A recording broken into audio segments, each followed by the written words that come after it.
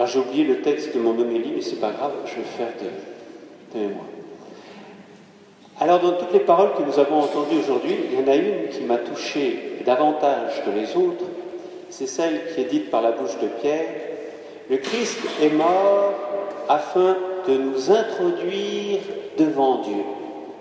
Le Christ est mort afin de nous introduire devant Dieu.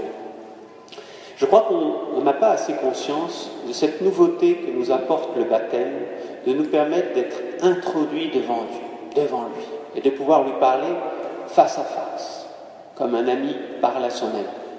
Vous savez, autour de nous, la plupart de nos contemporains vivent avec cette expérience.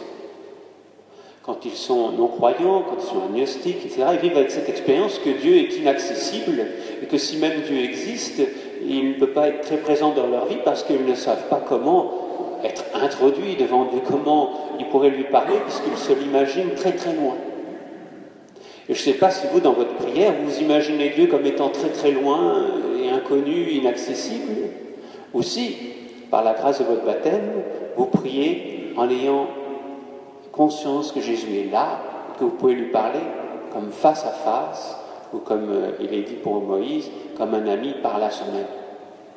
Et vous voyez que notre prière est tout à fait différente si on s'adresse à Dieu comme quelqu'un de lointain, inaccessible, ou comme quelqu'un auprès de qui nous pouvons être introduits et nous tenir devant. Dans la Bible, ce fait que depuis le péché originel, Dieu semble inaccessible pour l'homme, était exprimé par le fait que dans le temple, là où il y a le Saint des Saints, le lieu de la présence de Dieu, il y avait un voile qui fermait l'accès à cette présence de Dieu. Un voile qui était fermé et que seul le grand prêtre, une fois par an, après bien des rites, pouvait avec crainte traverser et se tenir un instant là devant Dieu. Mais ce voile exprime parfaitement dans l'Ancien Testament combien, sans le baptême, mais Dieu nous reste comme au-delà d'un voile, comme lointain. Mais si vous connaissez bien l'Évangile, si vous vous rappelez ce qu'on a entendu le dimanche de la Passion, au moment où Jésus meurt sur la croix, ce voile se déchire. Et le chemin vers Dieu, pour nous tenir devant Dieu dans son intimité avec Dieu, est ouvert. Et c'est ce que nous donne notre baptême. Notre baptême, en nous faisant participer à la passion et la résurrection de Jésus, nous donne nous aussi de pouvoir aller au-delà du voile et parler à Dieu face à face, même si on ne le voit pas, mais comme quelqu'un qui est là, tout proche. Je vous fais une comparaison qui est d'actualité. Imaginez que vous auriez envie de parler au chef de l'État. Alors, pour parler au chef de l'État, au président de la République, il faudrait d'abord que quelqu'un vous introduise dans le palais de l'Élysée. Pas évident. S'il n'y a pas quelqu'un qui vous y introduit, vous ne pourrez pas y rentrer. Et une fois qu'on vous a introduit dans le palais de l'Élysée, vous êtes bien content, mais il faut qu'il y ait quelqu'un qui vous introduise dans le bureau du président de la République, parce que tout le monde n'y va pas. Et lorsque vous serez introduit dans ce bureau du président de la République, il faut que vous ayez après l'audace de vous approcher et de lui parler, et de lui dire ce que vous avez envie de lui dire. Le baptême, c'est comme si nous avions le droit d'accéder au bureau du président de la République, nuit et jour, quand nous voulons. On a le pass, si vous voulez, et quel que soit le moment où on veut aller voir le président de la République et lui parler, on nous laisse toutes les portes ouvertes, juste pour nous. Mais là, bien sûr, pour nous, il s'agit de rencontrer quelqu'un de encore plus intéressant que le président de la République, c'est le Seigneur Dieu lui-même. Et voilà ce qui nous est donné par notre baptême. Je le dis devant des gens qui ont été baptisés il y a 5 semaines maintenant. Vous voyez comment cela est grand et combien il faut en avoir conscience pour transformer notre prière et vivre avec cette audace filiale de ceux qui peuvent accéder à Dieu. Et cette image que je viens de vous dire, elle n'est pas simplement liée à l'actualité, c'est une image qui, d'une autre manière, imprègne les apôtres. Par exemple, lorsque saint Paul dit dans la lettre aux Éphésiens que nous avons libre accès auprès du Père, c'est la même idée. Ou lorsqu'il dit ailleurs, avançons avec assurance auprès du trône de la grâce. Il a la même image. Voilà, nous pouvons. Ou si vous préférez une autre image, que je préfère encore plus, c'est celle de pouvoir nous retrouver dans les bras du Père. Eh oui, avoir l'audace de nous mettre dans les bras du Père. Quand j'ai été jeune converti, je me disais cette image est un peu trop affectueuse. Quand même, on ne peut pas se retrouver dans les bras de Dieu, il faut avoir un peu de respect, Dieu est Dieu.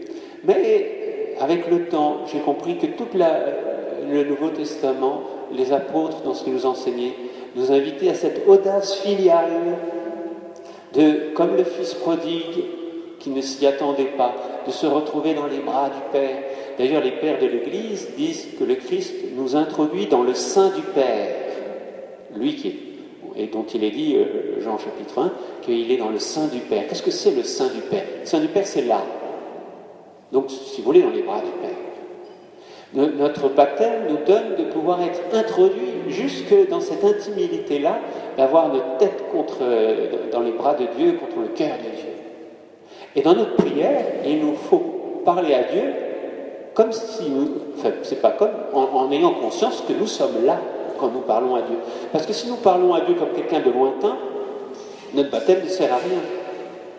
Un musulman prie pour Dieu, il n'a pas besoin du baptême, mais il prie Dieu comme quelqu'un de très lointain et inaccessible. Nous avons cette audace folle de pouvoir prier à Dieu comme étant dans ses bras, juste devant lui. Comme a prié le prophète Élie qui disait « Il est vivant le Seigneur en présence de qui je me tiens ». Comme a prié Moïse que j'ai déjà cité. Comme a prié Jésus lui-même lorsqu'il se tenait ainsi devant le Père, dans cette intimité à chaque fois qu'il priait. Vous voyez, c'est cela que nous sommes appelés à vivre par notre baptême. Et cela change beaucoup. Et vous savez, souvent, si on n'a pas l'audace de prier ou de vivre dans cette intimité, comme de parler à Dieu comme quelqu'un qui est là, devant moi, c'est que inconsciemment nous sommes marqués par le péché, et qui fait qu'inconsciemment notre péché nous enlève cette audace. Comme le fils prodigue qui se dit, mais je vais arriver auprès du Père, mais je serai qu'un simple serviteur, un ouvrier, salarié, mais je ne peux plus redevenir un fils qui puisse se retrouver dans les bras du Père. Et qu'est-ce que fait Dieu le Père? Ben non. Il dit, tu es mon fils, tu le restes malgré le péché. Le pardon des péchés lui permet de se retrouver dans les bras du Père. Et c'est pour ça qu'au début de chaque messe, et très souvent dans la vie chrétienne, on demande pardon de nos péchés, on reconnaît nos péchés.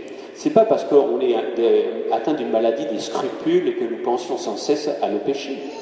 C'est que, en étant ainsi guéris de nos péchés que nous avons reconnus, il y a quelque chose en nous qui est guéri pour avoir de nouveau cette audace de nous approcher de Dieu pour vivre la messe. Et la messe, c'est quand même extraordinaire.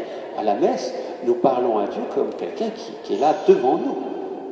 Dans la prière eucharistique que nous entendons souvent, il est dit nous te rendons grâce, Seigneur, parce que tu nous as permis de nous tenir, de servir en ta présence, ou la traduction mot à mot, de nous tenir devant ta face. Ouais, c'est ça la messe, c'est ça la prière chrétienne. Alors, voilà, en ce temps pascal, il nous est donné d'être renouvelés dans notre baptême. Demandons à Dieu de nous aider à détruire ce mur qu'inconsciemment nous dressons entre Dieu et nous, entre Dieu et l'humanité. Et utilisons dans la prière ce merveilleux privilège de pouvoir introduire tous ceux que nous aimons. Vous savez, quand vous priez pour quelqu'un, c'est comme si vous l'introduisiez devant Dieu. Je vous fais une comparaison toujours avec l'Élysée. Imaginez que non seulement vous avez le droit d'accéder au bureau de président de la République nuit et jour comme vous voulez, avec le pass qui permet d'y entrer, mais que vous avez le droit d'y faire entrer qui vous voulez. Extraordinaire, là vous allez en profiter. Vous allez dire, viens voir, viens voir. Ben, la prière, c'est cela. Quand on prie pour quelqu'un, on introduit devant Dieu ceux pour qui nous prions.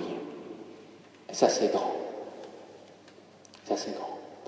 Alors, que l'Esprit Saint nous aide à détruire ces murs que nous construisons, consciemment ou non, entre Dieu et nous, qu'ils soient renversés et que nous puissions vraiment vivre avec cette audace filiale des enfants de Dieu qui savent que nous sommes enfants de Dieu. Si nous sommes enfants de Dieu, nous pouvons nous permettre toutes les audaces, nous pouvons tout nous permettre avec l'audace filiale et dans le respect et l'amour filial, parce que cela nous a été donné par la mort de Jésus. Le Christ est mort pour nous introduire devant Dieu. Amen.